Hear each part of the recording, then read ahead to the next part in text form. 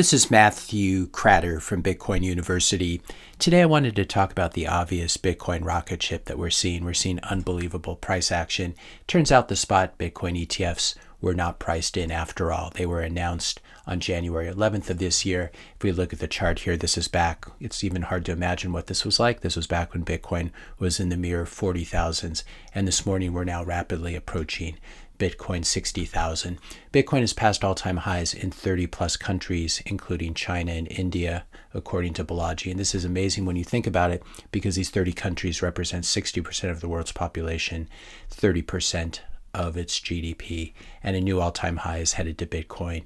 Very soon, it looks like, in US dollars as well. Meanwhile, we're seeing crypto completely collapse against Bitcoin. Even decent, dare I say decent proof of work projects like Litecoin continuing to bleed value because the world only needs one proof of work coin.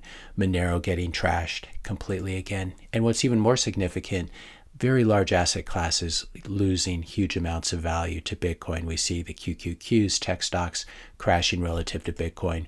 We see U.S. government bonds crashing relative to Bitcoin. And we see gold continue to crash relative to Bitcoin.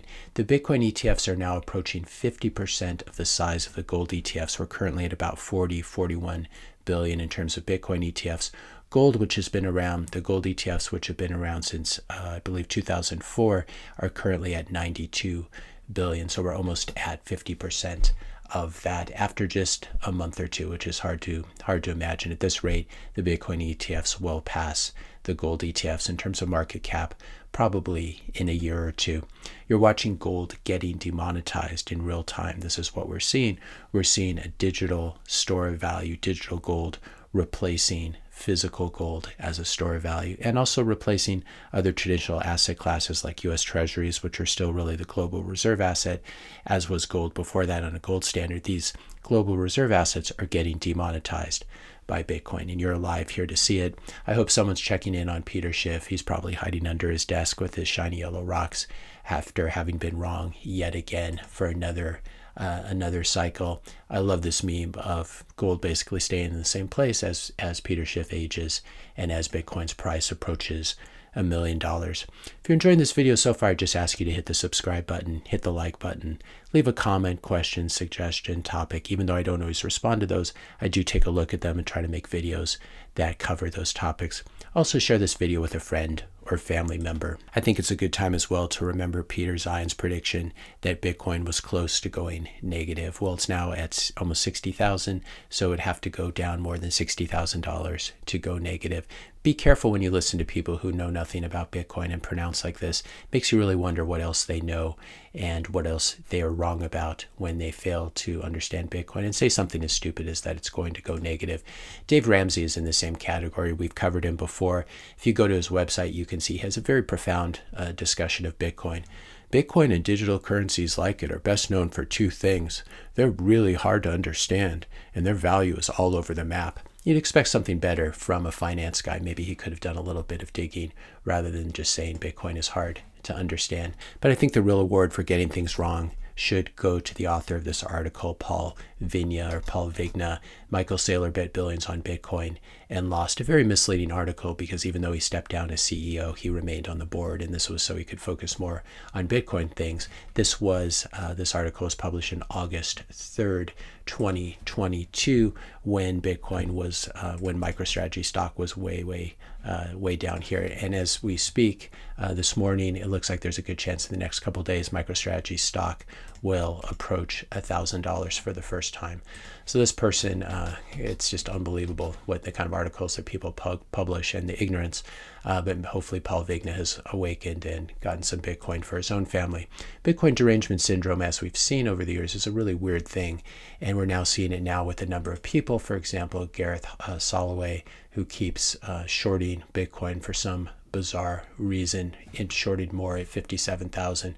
I would encourage anyone who's doing this, please, you're just going to destroy yourself. This is really a terrible thing. And it's not something I want to gloat about because people are really going to get hurt shorting Bitcoin. Hopefully it's the central banks that get hurt because they're short Bitcoin rather than individuals who are following some trader on YouTube.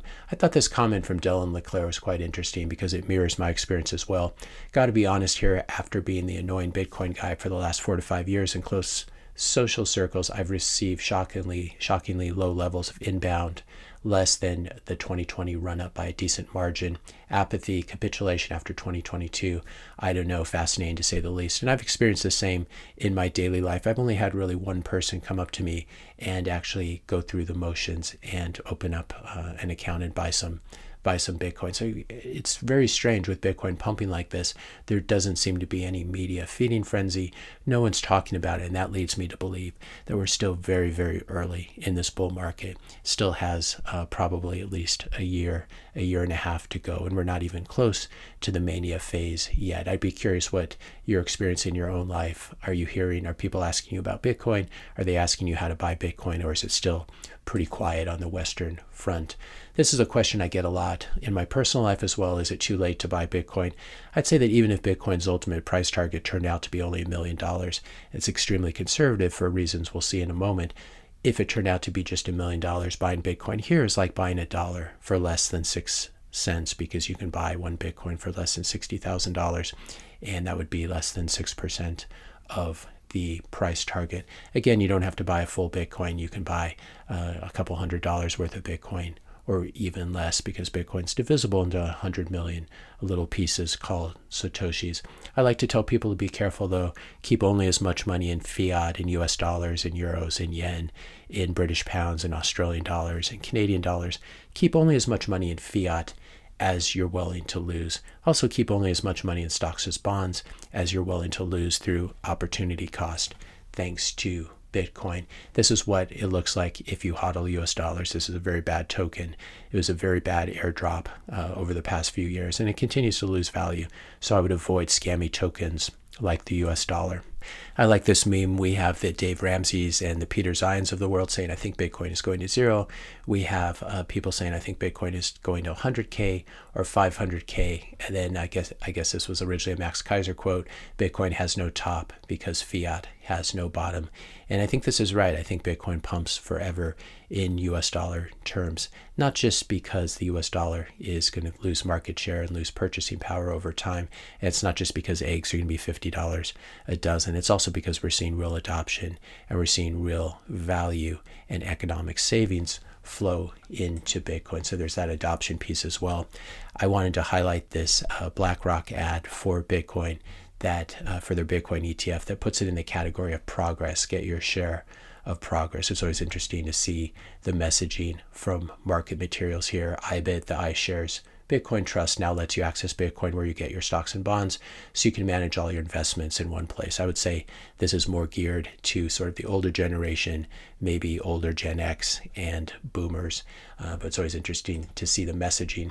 I would encourage you, though, don't buy a Bitcoin ETF. For most people, that's not the correct choice. Buy the real thing, buy BTC, and learn how to hold it yourself. And there are a number of Bitcoin-only companies you can use to do this. Swan Bitcoin, River Financial, Strike, Unchained are all really good companies that I would recommend. I'm not being paid by any of them or compensated in any way, but I do like all four companies. It's important to remember, too, and to remind people that you're not too late. Everyone coming to Bitcoin always feels like they're too late. When I first started talking about Bitcoin on this channel, Bitcoin was below 10,000, and I felt like I was really, really late to the party. But this is how people have been feeling. Even the people who bought Bitcoin at $200 a coin felt that they were late. I think one way to gauge this is to ask yourself what percentage of people that you know in your regular life own Bitcoin in any size. It's probably still less than 1%. And those people who own Bitcoin, they probably own a very small amount, maybe 1% of their portfolio or less. And so this is probably the case, unless, of course, you fired all of your non-Bitcoiner friends. You should definitely not fire them.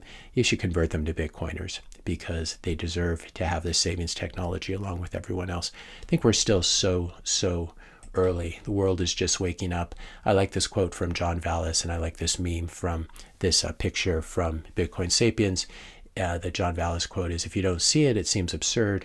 When you do see it, it seems obvious. There's this weird switch that flips in the human brain when you finally understand Bitcoin, and everything just seems so obvious, and it's hard to understand why other people don't get it. But it's important to be compassionate and remember when you were an idiot and you didn't understand Bitcoin either. And let people come along this journey slowly and grow in the same way that you and I did. We didn't understand Bitcoin overnight, or at least I didn't. It's important that people move down this path slowly, and there are not going to be any, in most cases, not any really fast conversions. But most people will get there if they put in the time and the effort to understand Bitcoin. If you enjoyed this video, be sure to hit the subscribe and like buttons. Hit the notification bell if you want to be notified when I publish my next video. And let me know your questions and comments in the comment section below. Thanks a lot for watching, and I'll see you in the next video.